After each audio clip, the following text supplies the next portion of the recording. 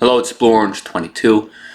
So there's something that I want to clarify because it comes up a lot and it's a common misconception about the men's rights movement. And I've done videos about it before, but it's something that I still hear on a regular basis. You can see from the title, the men's rights movement is for men of all races. It's not just for white men. It's not a white male movement. It's not a white supremacy movement. It's not part of the alt-right. It doesn't support nationalism. It's none of that. But that's a very common misconception that people have. And when I have discussions or debates about men's rights with people, that's a very common criticism. People start saying, oh, well, you only care about white men and you ignore men of color. But that's really not true whatsoever, because the men's issues that MRAs talk about affect men of all races, not just white men, and affects men all around the world. In fact, just my last video was about men in India. But just think about it. Something like domestic violence, that happens to men of all races.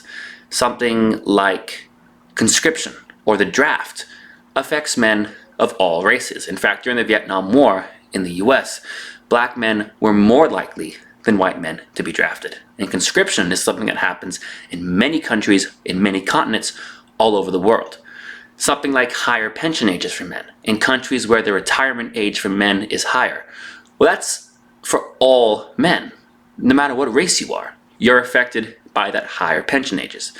Male life expectancy is lower for men of all races. In pretty much every country in the world, men die younger. And in fact, some male health issues, like prostate cancer, is even worse for black men than for white men. Things like the education gap or the unemployment gap are even worse for men of color than for white men.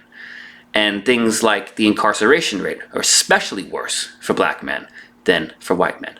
But the thing is, overall, if you look statistically, those things are more gendered than they are racial.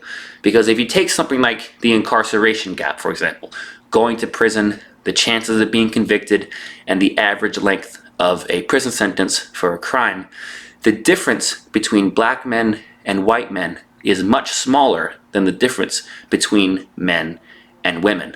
The larger gap is the gender gap.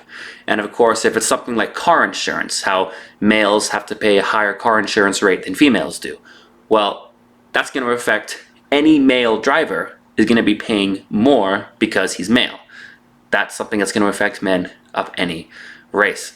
But it still comes up a lot. Even with that girl I made a video about, who she kind of broke things off with me when I told her I'm an MRA.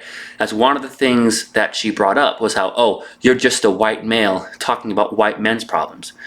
And first of all, the whole way that like white males is becoming like this new kind of buzzword, like you're a bad person, or oh, you're just a white male. Like it's becoming a very toxic, negative label.